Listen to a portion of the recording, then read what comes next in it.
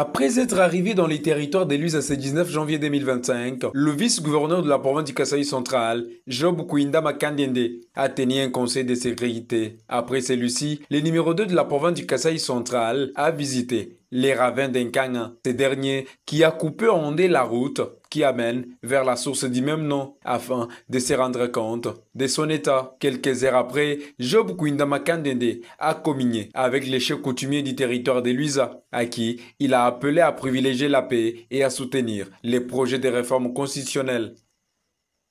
Monsieur le Président, tout Kasaï central, il y a un changement de la Constitution, une révision de la Constitution, et le Kasaï central, nous avons été tout d'accord.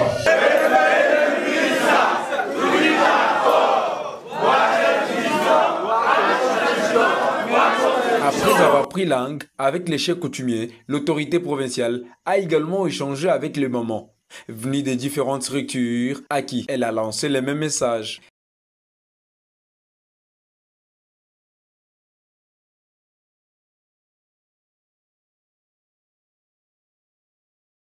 Job Kouinda Makandende a également visité l'hôpital général de Luiza pour chuter à la prison centrale. Son passage dans cette maison carcérale de Luiza a permis la liberté définitive de 7 détenus ayant des faits bénins. À la fin de sa tournée, le vice-gouverneur de la province du Kasaï central, Job Kouinda Makandende, s'est adressé à la presse. De la prison centrale de Luiza, lui et son équipe. Satisfaction aussi de la propreté que j'ai palpé du doigt ici dans la prison centrale de Luiza, même alors s'il faut noter qu'il y a beaucoup d'urgence, donc il faut que le pouvoir public intervienne dans la construction de certaines infrastructures, notamment les pavillons spécialement réservés aux femmes. Mais aussi, je venais me rendre compte effectivement des conditions dans lesquelles passent les détenus de la prison. Chose que je reste félicité le directeur de la prison et son équipe de la manière dont les prisonniers sont traités et gardés ici, contrairement à ailleurs.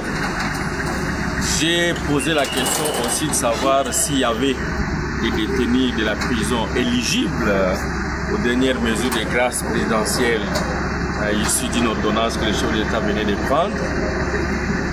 Malheureusement, non. Les 5 à 6 condamnés qui sont là-bas, pour la plupart, c'est pour des meurtres et d'autres aussi pour des viols de mineurs. Ce qui fait que personne dans cette prison n'est éligible à la grâce présidentielle. Mais j'ai apprécié avec moi, avec le chef du parquet, le substitut du procureur, qui du reste a très bien collaboré avec moi dans le cadre de certains détenus qui justement n'avaient que des faits bénins. Par exemple, les viols simples, l'abus de confiance. Nous avons décidé ensemble que nous puissions mettre ces détenus à liberté. Il fallait que j'ai commencé la visite par ma source érosion qui menace des grandes bâtisses de haute facture pour les territoires de Luiza. Et cette érosion progresse avec vitesse. Si on n'y prend pas garde, elle va engloutir carrément toutes ces belles maisons que j'ai dû visiter moi-même. Je rentre voir dans quelle mesure, ensemble avec l'exécutif provincial, comment dépêcher une équipe de l'OVD pour venir inspecter comme moi avec les techniciens et voir dans quelle manière il faut faire des interventions urgentes sur cette érosion. J'ai fait un crochet à l'hôpital général où j'ai trouvé qu'il y a des matériels, des radiologies. On a doté à cet hôpital, ça fait bientôt 3 ans. Mais qui ne sont pas justement opérationnels parce que il n'y a pas de techniciens appropriés pour ça.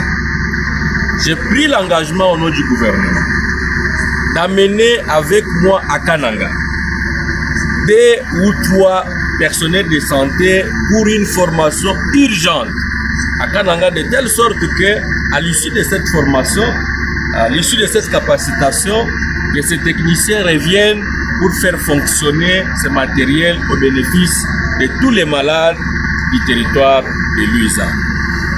Il en est de même pour les personnels de cet hôpital qui ont fait pour certains 20 ans, 15 ans. Non seulement ils ne sont pas primés, mais ils ne sont même pas sur une commission d'affectation de l'autorité habilitée à les faire. Donc, j'ai dit rassurer les uns et les autres. Et dès mon retour, je pourrai échanger avec le chef de l'exécutif provincial pour voir de quelle manière, en urgence, il faudra commissionner tous ces personnels de la santé pour leur permettre d'amorcer les démarches tendant à obtenir pour les uns la prime et pour les autres les salaires. Et je ne veux pas passer inaperçu pour saluer l'initiative du chef de l'État combien louable dans le cadre de la mise en œuvre de certains projets qui nous ont donné dans les territoires de Luiza certaines infrastructures, notamment dans les projets de 145 territoires, il y a des infrastructures qui sont construites. J'ai vu des écoles qui sont complètement finies, je vis les centres de santé qui sont finis. C'est vrai, il y a beaucoup à faire, ça ne va pas se faire en un jour.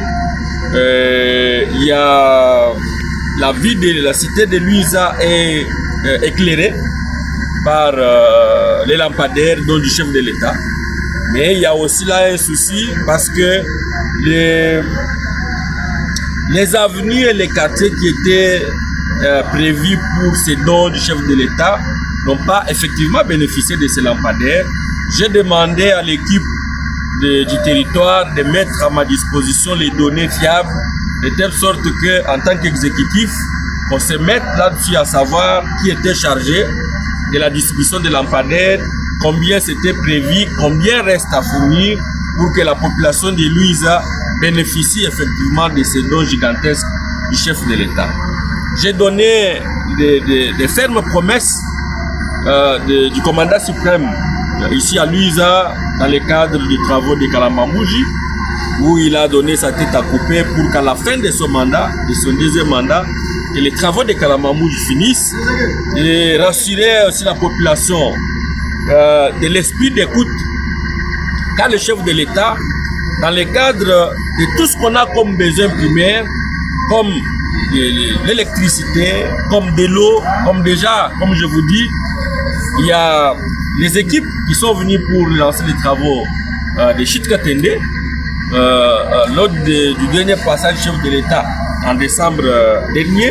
Il a promis qu'on doit relancer les travaux de Chitkatende et là, nous avons eu des assurances selon lesquelles les fonds sont déjà disponibles pour la relance des travaux de Chitkatende.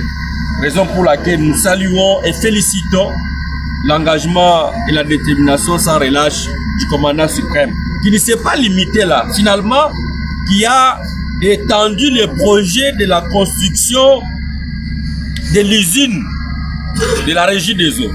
Donc Luiza est parmi les territoires qui vont bénéficier des gigantesques projets qui va pouvoir donner à la population de l'eau potable. On va construire ici une usine par la régie des eaux. Je pense qu'il y a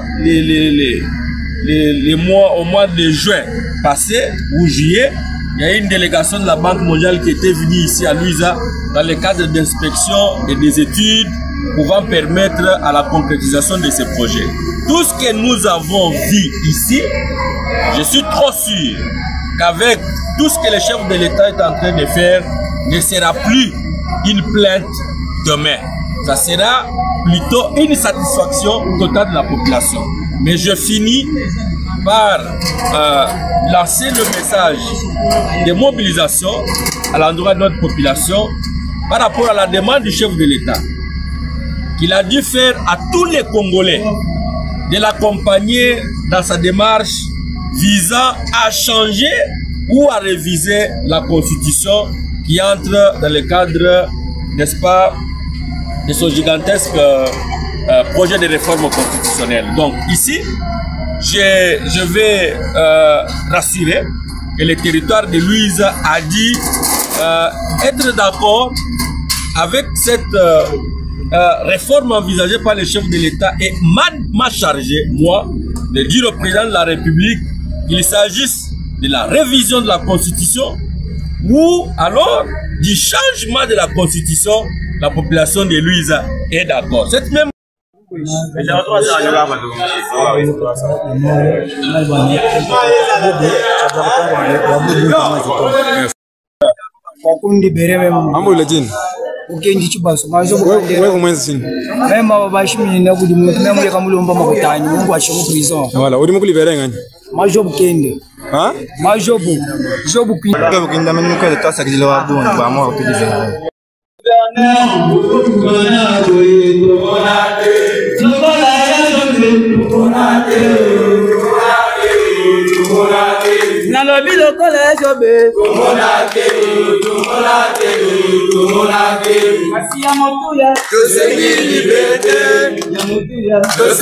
liberté.